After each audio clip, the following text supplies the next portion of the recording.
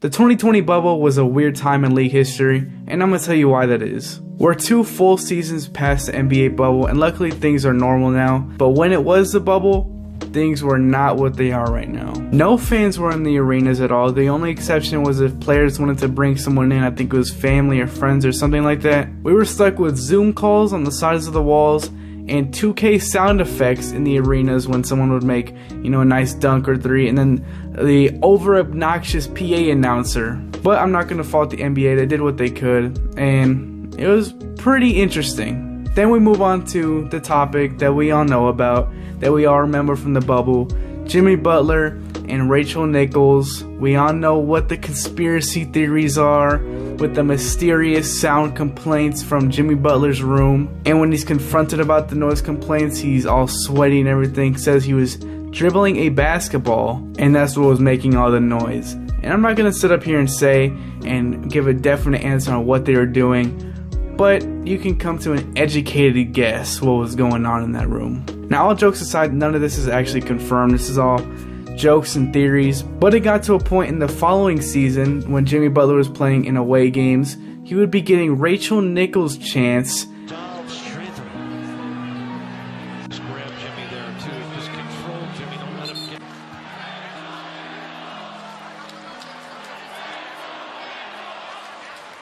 And that basically shows you, we all know the theories and what was possibly going on in that bubble. Then we have Jamal Murray playing like the best player in the world, him and Donovan Mitchell in that first round series. Now, Jamal Murray posted some interesting stuff on his Instagram story, if you know, you know. And suddenly he started playing like the best point guard in the league, and who knows, that stuff may have given him some superpowers. But realistically, him and Donovan Mitchell played an insane duel, literally one of the best duels in NBA history. Jamal Murray in that first round playoff series against Utah put up around 31 points per game, 6 assists, 5 rebounds, and just completely torched the Utah Jazz.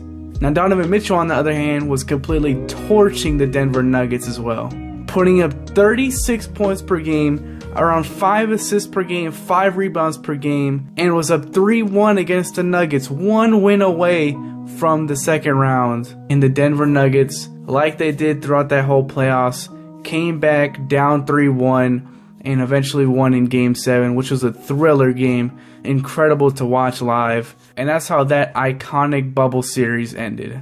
TJ Warren playing like the second coming of Michael Jordan in the bubble was some of the most craziest stuff I'd ever seen as an NBA fan. He put up about 26 points per game, 6 rebounds per game, on 47% from the three-point line, 54% from the field, and almost 2 steals per game, and 92% from the free throw line. Now, if I were to give you that stat line without the name connected to it, you'd think I'm literally talking about like Steph Curry, Trae Young, Damian Lillard, those type of players. But nope, it's TJ Warren, the non-All-Star, the non-All-NBA player, putting up these type of numbers. Now, Tyler Hero in the bubble was actually very, very impressive, especially for his rookie season, putting up about 16 points per game, 5 rebounds per game, almost 4 assists per game, on 45% from the field, 37% from the three-point line, and 90% from the free throw line. Now, those are very solid stats in the bubble.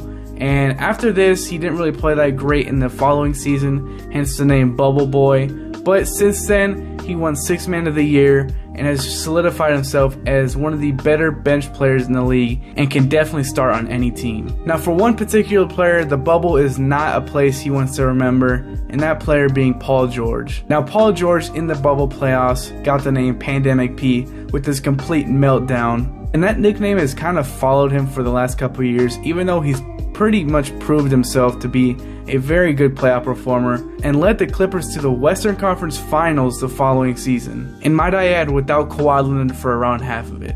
Now, Paul George averaged around 20 points per game, 6 rebounds, 4 assists per game. Doesn't sound that bad, but then you get to his percentages: 39% from the field, 33% from the three-point line, averaged 3 turnovers per game. And the infamous Game 7 for the Clippers versus Denver in the second round, where they had just choked a 3-1 lead and now it's Game 7, put up 10 points, 4 rebounds, 2 assists, 5 turnovers, 25% from the field, and 18% from the three-point line, and as you guessed, lost that Game 7, ending the Clippers season.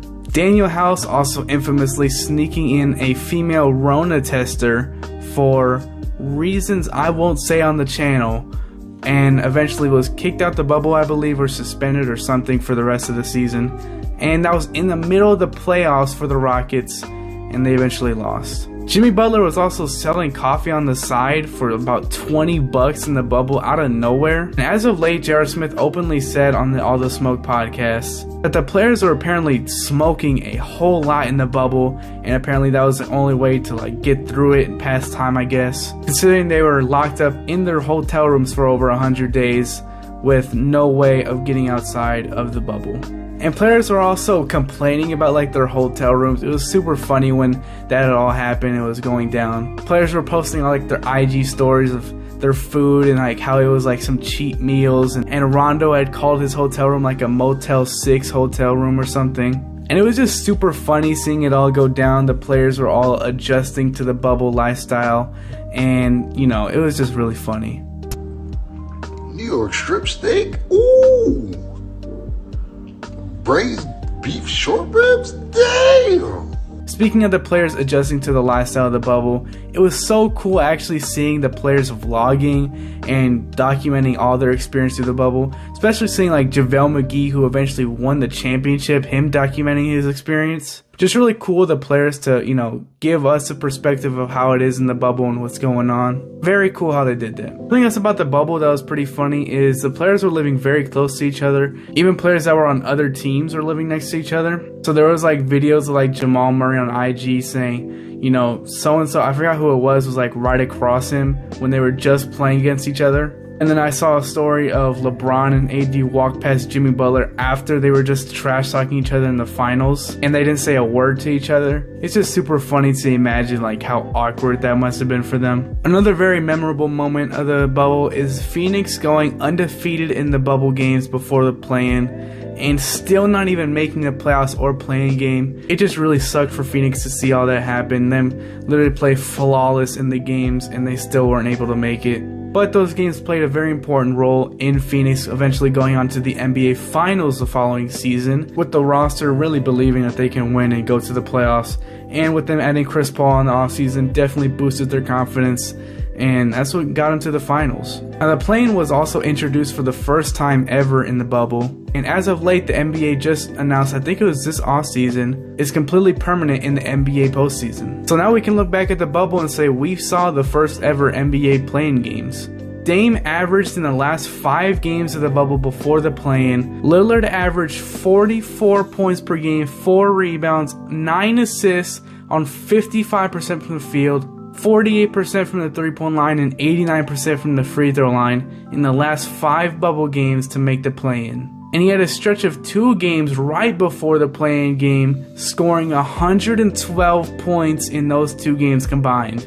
That has to be literally one of the best offensive stretches in NBA history, and it was in the best time ever for the Blazers to eventually make the play-in, and they eventually made the playoffs. Lou Williams also had left the bubble, I think it was for a funeral or something. Pretty understandable. But then later was caught at Magic City with Jack Harlow, I think, eating some like lemon pepper wings. Now if you don't know what Magic City is, don't look it up, but if you know, you know. Some other extremely memorable things about the bubble is, you know, the Bam block on Tatum in the playoffs, OG Anunoby's game winner at the buzzer versus the Celtics, Kawhi Leonard's middle finger block, the Nuggets coming back down 3-1 in back-to-back series in the first round and the second round, Marcus Smart turning into Steph Curry 2.0. I think it was like 5 threes in a row he had hit in some game in the playoffs. Jimmy Butler, of course, going haywire in the finals. And of course, the Lakers winning their Mickey Mouse ring. So if you agree or disagree with what I'm saying, or you're on the fence, put it down in the comments below. By the way, that was a joke with what I said about the Lakers. If you liked the video, hit the like button down below, subscribe button too, notification bell to be notified as soon as I upload. I appreciate all the love and support, and I hope to see you in the next one. Peace out.